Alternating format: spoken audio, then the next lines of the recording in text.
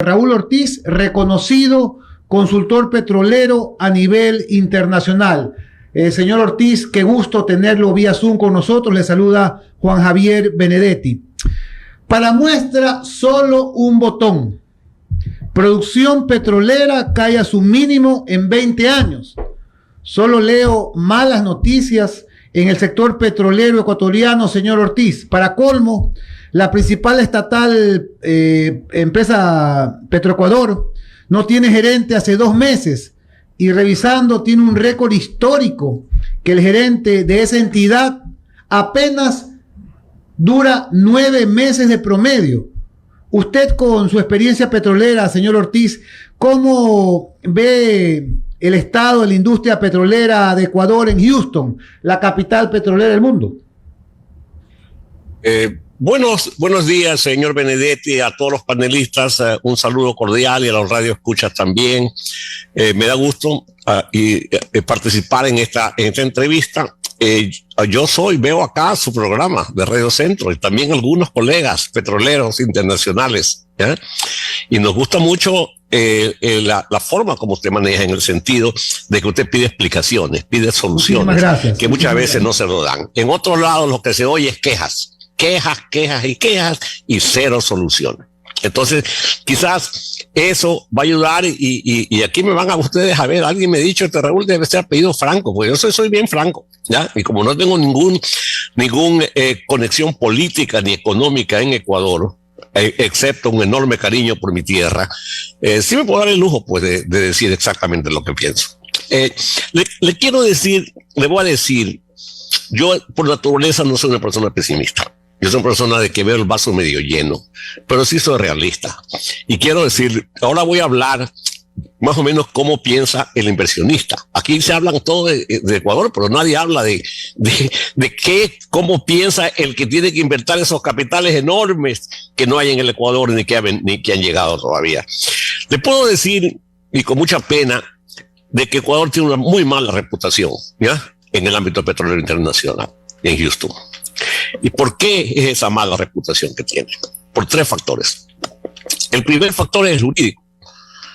Ecuador ha expulsado a compañías, confiscó a la compañía Occidental por una cosa sinceramente demasiado ligera. No pidió permiso a tiempo para la venta de una parte de las acciones que a una compañía que estaba en Ecuador y que tomaba todas las responsabilidades, y por eso prácticamente le quitaron la compañía. Imagínense cómo se hizo una compañía de 120,000 barriles de petróleo que habían tomado 5 años en desarrollarla. Yo no tengo ninguna conexión por si acaso. En segundo lugar, tan serio como ese, o más serio, es el cambio de los contratos. Así como Colombia es famosa en el mundo por honrar los contratos, ¿no? Ecuador es famosa por no honrar los contratos, ¿ya? Esos contratos se alteraron. Un gobierno anterior los cambiaron drásticamente de una forma muy negativa, y eso hizo que las compañías se vayan, la empujen o las voten o se van, ¿no? Entonces, esa es la gente a la cual se le pide referencia: debo invertir o no en Ecuador, ¿ya? Y la última cosa que afecta a la imagen del país es la situación de Petroecuador, ¿ya? ¿Por qué? Porque Petroecuador es el socio natural de cualquier inversionista que venga, pues, al país. Y si de ese Petroecuador se oye acá y se ve en todos los jornales técnicos que están presos gerentes de Petroecuador, de que han allanado casas, de que están presos exministros, eso no le da la confianza, porque ese va a ser su socio, pues. La primera cosa que usted busque es un socio que sea honrado, honesto. Y la última, que usted lo ha mencionado varias veces, el cambio de autoridades. Ustedes hablan de un cambio histórico de 9 meses por gerente de Ecuador. Yo diría que en este periodo son 3 meses y medio. Hay 6 gerentes, entre gerentes principales y subrogantes, y va a venir el 7º muy pronto, para 22 meses. Y de ministros hay 3 ministros en 22 meses. Entonces, imaginan ustedes qué compañía viene a negociar con un gerente, ¿ya? Y a los 4 meses de regresa ya no está ese gerente, y está otro que ha cambiado todo. Entonces, discúlpenme que sea pesimista, pero cuando pones estos elementos así, ven la gravedad de la situación, y yo no creo que se lo tomaron con la seriedad para atacar el efecto raíz que causa esto, ya hacer los cambios que sean necesarios para reganar esa confianza que existió un tiempo en Ecuador. Ahora no existe confianza de los inversionistas grandes, los inversionistas de riesgo. Los que están en Ecuador ahora, la mayoría están trabajando en cosas pequeñas, haciendo pozos, algo se está haciendo en recuperación secundaria, pero no hay riesgo. Entonces, de la inversión y el tipo de inversionistas que necesitamos son inversionistas que vengan a poner miles de millones de dólares a manejar el riesgo geológico y el todo tipo de riesgo. Bueno, y ese inversionista va a ser exigente. El segundo elemento de que este riesgo es el asunto de riesgo-recompensa. Aquí tenemos que hablar de negocio. En Ecuador muy poco se habla de negocio, ¿ya? El proyecto es un negocio. Ecuador es alto riesgo. El inversionista, así como el de los bonos, esperaría alta recompensa. ¿Ya? Y no hay. Ecuador ahorita es considerado de alto riesgo y bajo recompensa. ¿Ya? En los proyectos que se están hablando, estos proyectos millonarios, multimillonarios, se dice que van a ser en contratos de tarifa, contratos de prestación de servicios, no de production sharing, o sea, compartir la producción. Bueno, los inversionistas grandes no se van a meter a trabajar por una tarifa. Ellos se meten, si yo descubro algo, me dan un pedazo. Si no me dan el pedazo, no voy a ese país. Así es tan sencillo como eso. No sé, disculpe por la larga contestación. No, muy buena, muy buena. Estamos conversando con Raúl Ortiz, reconocido consultor petrolero a nivel internacional. Es increíble, ingeniero Ortiz, que tras el porcentaje anual que baja la producción petrolera, que tengo entendido es un más o menos 20%, no se haga nada, aunque sea para mantener la producción de petróleo. Ni siquiera estoy hablando de subirla, mantenerla. Y he podido recientemente tener acceso a las carpetas para elegir al nuevo gerente de Petroecuador, las que maneja ENCO, que se ha tomado todo el tiempo del mundo con una pasividad increíble. Supuestamente hoy, tras tanta insistencia de algunos periodistas que hemos dicho, por favor, designen al más probo, al más técnico, al que tenga mayor experiencia en el campo como gerente de Petroecuador. Supuestamente hoy va a sesionar ENCO para elegir el nuevo gerente de Petroecuador y mañana al gerente de Flopec. Tengo entendido que están entre las carpetas el ingeniero Ramiro de los Reyes Guerrero, el ingeniero Hernán Poveda y un ingeniero Diego Herrero. ¿Usted conoce alguno de estos nombres? ¿Estaría la empresa Petroecuador con alguno de ellos bien representada? Mire, a mí me han hecho esa pregunta, incluso me he llamado, me llama mucha gente, incluso del gobierno a veces, ¿ya? Para hacerme preguntas. Y yo digo una cosa. En Ecuador se habla mucho de nombres, que este de aquí es bueno, este de aquí no es bueno, este de aquí lo recomendó tal. Pues no se habla de perfiles. Yo antes de hablar con nombres quiero hablar de perfiles, ¿no? El perfil que se necesita para Petroecuador es una persona técnica del área, ¿ya? Que sepa de petróleo. Los problemas son enormes de petróleo. No puede ser una persona que no sepa de petróleo, lo siento. Número uno. Tu número dos, es muy importante con los problemas que han pasado antes, que esa persona no tenga conflicto de intereses, ¿ya? Que no tenga el negocio con el gobierno, que haya tenido recientemente el negocio con el gobierno, o que sea parte de grupos lobistas que están en el gobierno. O sea, competencia, credibilidad, pero en la competencia hay otro factor. No porque seas ingeniero de petróleo, tú vas a saber de todo. Él es como los médicos, un médico general conoce en general, pero pues si quieres tú un asunto de riñón, de corazón, tienes que ir a un especialista. Ecuador necesita el gerente, creo que debe conocer mucho el aspecto de producción, del aspecto de reservorios y yacimientos, porque ahí está el problema. Ahí está el problema de cómo aumentar la producción, ¿ya? Y entonces él tiene que dar la dirección en ese sentido. Entonces yo veo a veces perfiles de ingenieros de petróleo que tienen experiencia, por ejemplo, en mantenimiento de campos, que tienen experiencia en perforación, en cosas mecánicas, que son importantes, pero no es el corazón del problema. Así que si la función es tratar de aumentar la producción, yo voy a preguntar, ¿esa persona ha aumentado producción antes en los trabajos que ha tenido?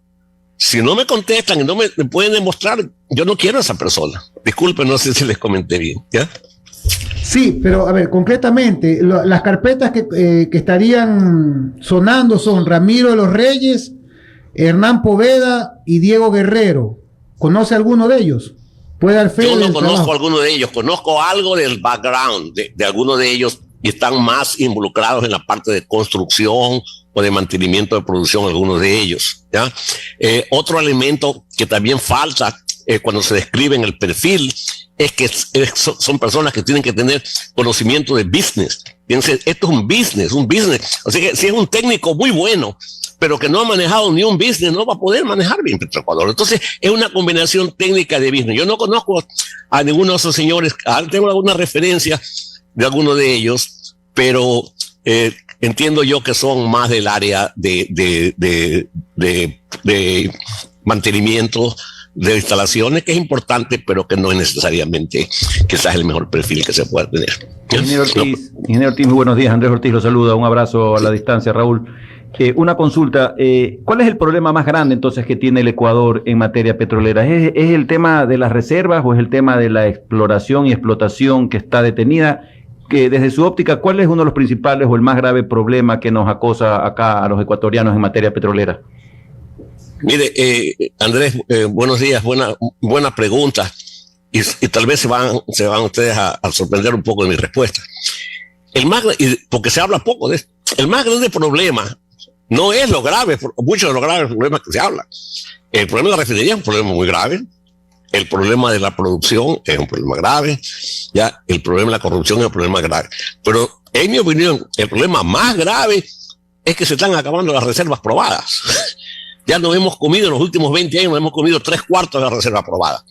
Entonces, ya ahora no va a haber, digamos, solución al problema de producción si no se generan nuevas reservas.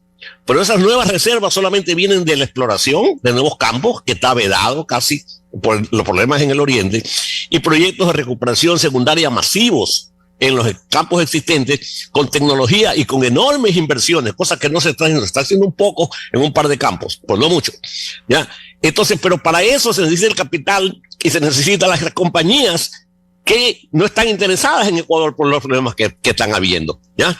Entonces, no hay problema más grande en cualquier negocio que se te acabe la mercadería.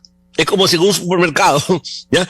Tú consumes, vendes, pero no reemplazas las perchas. Vas a quebrar eventualmente, ¿no? Entonces, ese es el problema de fondo. ¿Cómo generar nuevas reservas? Porque ya no podemos seguir sacando más. Los campos actuales tienen hasta 50 años, muchos de ellos. Entonces, ya le hemos chupado suficiente y ahora los nuevos pozos que se están perforando ya no son pozos de relleno, ya no salen, pues, ya se está saliendo muy poco ahora, porque ya el vaso está estoy hablando de reservas probadas. Alguien dirá, no, Raúl, por las reservas son parciales, probables, etcétera. No. Reservas probadas para mí son las reservas que son económicas, que son en base a pozos. Lo que no se ha hecho, yo no lo considero reservas probadas. Más que nada, si los campos tienen 50 años, ya no deberían pues, haber reservas probables. Todo debería ser probado. No sé si te contesté la pregunta. Sí, muchísimas gracias. Y pasando a otro tema, nos preocupa esta decisión que ha tomado el gobierno del tema de la costa, de la protección de la costa que han firmado el ministro Manrique y Prado. A su criterio, ¿eso pudiera afectar el tema del gas natural que hace mucho tiempo la costa ecuatoriana y sobre todo Guayaquil y Manabí estarían beneficiadas de una eventual explotación del gas en el Golfo? ¿Qué opinión le merece esta situación? El ministro Santos hoy salió en El Universo a decir que sí están apurando la licitación, pero desde los últimos 4 gobiernos nos vienen diciendo lo mismo a los guayaquileños de esto y esto no ha prosperado. ¿Cuál es su opinión al respecto? Mira, mi opinión al respecto es que ese es un golpe tremendo a las posibilidades de inversión en el Golfo para gas. ¿Ya? Yo respeto el medio ambiente, respeto el derecho de los pescadores, todo eso lo respeto, ¿ya? Pero poner una franja de 14 kilómetros en toda la costa ecuatoriana, ¿ya? ¿Ok? Que va a afectar enormemente a los inversionistas, porque están afectando los bloques. Ciertos bloques han sido parados cortados en la mitad, bloques que ya estaban para la exploración. Y hay bloques más alejados que están menos afectados, pero en este negocio de exploración en el mar, lo más cercano es lo más económico, porque los pozos son, mientras más te alejas de la costa, son carísimos. Entonces, al tú vedar esa área, estás afectando enormemente a la economía de los pozos, ¿no? Entonces, yo sí veo también una total incongruencia, discúlpeme, ¿ya? En la política petrolera. Por un lado se dice, queremos más petróleo, queremos más gas, ¿ya? Necesitamos más gas para reemplazar el diésel y todo eso a la mitad del precio, y se pone una franja antes de hacer las licitaciones, una franja que para mí es un freno, ¿ya? También se podrá decir, es verdad que los derechos están muy bien, busquen la forma de compensar a los trabajadores, pero no se puede afectar la economía del país, ¿ah? Solamente por ese factor. Y por otro lado, tú también te puedes decir, si se explota más gas, ese gas va a reemplazar al diésel que se está importando a la mitad del precio y con menos impacto ambiental, va a ayudar, por ejemplo, en industria como la industria de la urea. Si tenemos gas suficiente, va a haber gas más barato y va a haber plantas de urea. La gente puede invertir a un precio. Entonces, eso ayudaría muchísimo también los agricultores. Y finalmente, con respecto a lo de amistad, hay muchas dudas de estas demoras. Yo no me meto mucho en las conjeturas porque yo no estoy allá ni tengo paz. Pero sí entran dudas de que se está hablando de amistad hace 2 años, ¿ya? Y no se haya salido esta licitación de amistad. Se ha dicho que se iba a hacer hace 4 meses. Hace 6 meses se sabía que el directorio no había aprobado eso. Porque no se ha podido reunir un directorio en 6 meses, por amor de Dios. ¿Qué mensaje se le envía al inversionista? Pues no se puede reunir un directorio de una compañía en 6 meses. Ahí me quiero meter, porque es que las inversiones de estos señores son de cientos o miles de millones de dólares. Eso no es para cualquiera. Entonces, hay mayor recelo, hay mayor escrutinio dentro de la compañía para esto. Por al ver todo este drama que está ocurriendo allá, las compañías no van a venir. Y finalmente viene el beneficio. Es alto riesgo, bajo beneficio. Al cambiar los términos de los contratos, ahora solamente pueden ser contratos de servicio, no de participación de producción. Es muy difícil que vengan compañías serias acá. Muy difícil, porque las compañías lo que les interesa es que le den una parte de las reservas para ponerlas en sus libros y con eso aumentar el impacto económico de la compañía para sus préstamos. Pero si no le dan nada de reservas, es muy difícil que alguien meta 500, 800, 1,000 millones de dólares y que solamente le paguen una tarifa. Ese no es el negocio de la compañía. No se comprende cómo operan los inversionistas. Ingeniero Ortiz, Fernando Aguayo lo saluda. Un verdadero gusto. Ya habíamos tenido antecedentes de usted porque vive en el extranjero. Sin embargo, por conocimientos y formación profesional, pues para nosotros es un orgullo tener esa calidad de profesionales. Y prácticamente hemos cumplido 50 años de actividad petrolera en el Ecuador. Recordemos que la actividad empezó en 1972 y por supuesto el gobierno que sacó a flote el petróleo fue un gobierno militar en la dictadura. Inicialmente los recursos fueron para desarrollar un país que en realidad pues carecía hasta del sistema de electricidad, ¿no? Hay que recordar aquellos años. En la actualidad y luego de 50 años, en lugar de prosperar, de mejorar, de que la actividad esta petrolera que ha sido muy importante para el Ecuador esté en mejores condiciones, vemos un deterioro total. Primero, como dijo Juan Javier, la información determina que vamos decreciendo en producción. Segundo, pues de lo que entiendo hasta el año 2015 habían 4.800 millones de barriles como reservas probadas, incluyendo el ITT, ¿no? Que es esa zona, pues, que había dificultades en el inicio, Ispingo, Tambococha y Tiputine, ¿no? Entonces es lamentable ver cómo en lugar de crecer la producción, como el presidente Guillermo Lasso tenía en su mente antes de iniciar el gobierno, dijo duplicar la producción petrolera, como lo hizo, por ejemplo, Colombia. Y vemos que a 2 años de gobierno, lamentablemente, a pesar de sus deseos y anhelos, estamos reduciendo la producción. ¿Cómo cambiar este concepto después de 50 años, ingeniero? Muy buena pregunta, Fernando. Sí, mucho gusto. Es un efecto, digamos, es un asunto multidimensional. Lo cierto es que ya incluso esa propuesta del 1 millón de barriles fue hecha sin muchos elementos de juicio, ¿ok? Ya eso estaba sujeto a las inversiones de 15,000 millones de dólares, pero no se había explicado bien cómo iba a venir o cómo se iba a preparar el terreno de un país que tiene tan mala reputación para que vengan esas inversiones. Eso no se ha hecho. Se han hecho ferias, ¿no? Bonitas y todas esas cosas, pero no se han hecho los cambios. Una de las cosas que tú me preguntas a mí, que como ecuatoriano, que me pregunten qué se podría hacer. Tienen que tratar el problema de efecto raíz, de la causa raíz. ¿Ya? La producción va a seguir cayendo. Y escúcheme, la producción va a seguir, si sigue cayendo la producción y va aumentando el consumo, quiere decir, no se llama la atención, Dios no quiera, que unos 4 o 5 años dejemos de ser exportadores de petróleo y vamos a importar no solamente combustibles, sino también petróleo crudo. ¿Ok? La situación es bien, bien seria. No hay la inversión. Todo lo fácil ya se ha hecho. No se puede subir más la producción haciendo lo mismo. Los pozos de relleno en los campos que antes, hace 10 años, producían 800 barriles, ahora producen 100 con 90% de agua. El ITT ha fallado, el ITT tiene problemas enormes de tipo de crudo. En vez de producir 250,000 barriles, está produciendo 50,000 barriles. ¿Ya?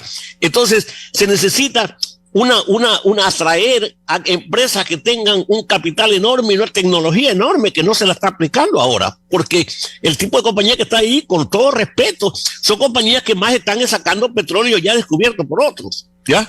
Entonces, generar nuevo petróleo. ¿Quién ha generado nuevo petróleo en el Ecuador? Texaco, BP, ConocoPhillips. Esas son las únicas compañías que han generado casi todo el petróleo. Pues ellos saben cómo hacer y toman ese enorme riesgo.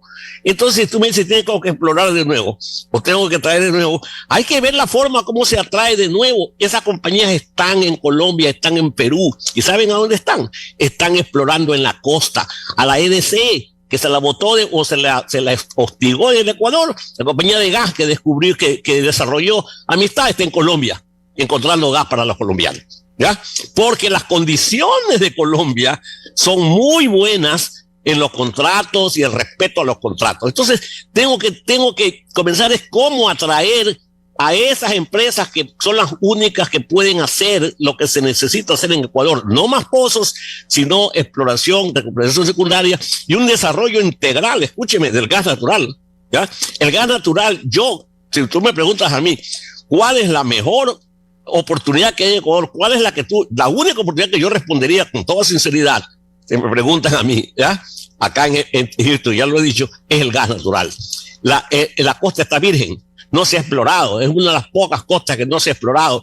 Y el efecto mundial va de la tierra al mar, porque en la tierra hay problemas enormes en las comunidades. Entonces la Exxon, la BP están poniendo cientos de millones de dólares en exploración en las costas, por todos los lados. Y nosotros estamos poniendo una franja que impide la actividad en la costa, por amor de Dios. Ese no es el mensaje que tú quieres mandar. Ya se ganaron el premio posiblemente de la mejor ambientalista del universo, pero vamos a perder muchísimo con respecto al desarrollo de esos recursos. Estamos conversando con el ingeniero Raúl Ortiz, consultor petrolero internacional. Hemos conversado mucho sobre inversiones, competitividad, producción del petróleo, y ahora yo quisiera conversar sobre el consumo. Leí que Ecuador es uno de los países con mayor consumo de derivados de petróleo por habitante del continente. ¿Cómo esto tiene un impacto, me imagino, negativo en la economía del país? Bueno, el impacto es bestial, pues. Alguien decía, sí, da temor de que estamos gastando más en importar combustibles que en exportar crudo. Y eso va a seguir subiendo. Y va a seguir subiendo porque muchos se van al contrabando. Claro, pues si tú tienes el GLP, lo importa el GLP, te cuesta, qué sé yo, $5, $6 por bombona, lo vendes a 1.50 y en Perú vale 12, pues obviamente mucho GLP se va a ir ahí, en esa dirección, y no veo ni esfuerzo que sea. Entonces, va a impactar muchísimo, porque para efectos prácticos lo que está pasando es lo peor de lo que puede pasar. El volumen exportable de petróleo es igual a la producción menos el consumo. ¿ya? Así sea derivados, lo que sea. Entonces, si estamos produciendo 470,000, 450,000 en promedio hora, y estamos consumiendo 250, y las curvas, la producción va para abajo, y el consumo se va para arriba, se van a encontrar pues en poco tiempo, en pocos años se van a encontrar. Entonces, una de las soluciones es parar el contrabando o parar eso. Es difícil, pues no es imposible, pero la solución mejor es aumentar la producción. Pero aumentar la producción va a tener que venir de reservas nuevas que se encuentren, no de las actuales. Entonces, ustedes ven la situación, es una situación muy crítica, muy dañina. Entonces, cuando ustedes me están hablando de quién es el que debe liderar esto, hay que hacer un escrutinio más grande, pues esto no es para cualquiera. Esto es por un caso avanzado. El gerente de Ecopetrol, disculpa, el general Felipe Bayón, a quien conozco, era senior VP de British Petroleum, ¿ya? Son gente con muchísima experiencia, claro, con otras condiciones salariales y todo eso, pero no es cuestión de un hombre, es una cuestión de unos cambios fundamentales, ¿ya? En la forma de hacer negocios, ¿ya? Buscar la forma de recuperar la imagen del país, atraer a esas inversiones, traer esas inversiones y controlar el combustible. Lo mejor para hacer, ¿sabe cómo ha controlado el uso de los combustibles, incluso la contaminación de Estados Unidos? Aumentando el gas. El gas tiene la mitad del efecto de carbono con respecto a esto. Es la mitad del precio, ¿ya? Entonces, tampoco estamos haciendo, pues tuvimos 2 años en sacar esta licitación, ¿ya? Y no se le ofrece a los inversionistas sino una tarifa, una propina, podemos decir. Entonces, no se está haciendo. Son asuntos profundos y tiene que venir gente, incluso traer gente que, no a mí, por favor, yo no estoy buscando trabajo, que comprenda esta complejidad. Necesitan unos cirujanos tipo MD Anderson para cáncer, ¿ya? No un médico general, con todo respeto, que no tenga profundidad. Son problemas difíciles que se le está tratando con soluciones fáciles y sin continuidad. ¿Ok? Muy bien. Clarísimo. Excelente. Ingeniero Ortiz, clarísimo. Muchísimas gracias por haberse aceptado esta entrevista.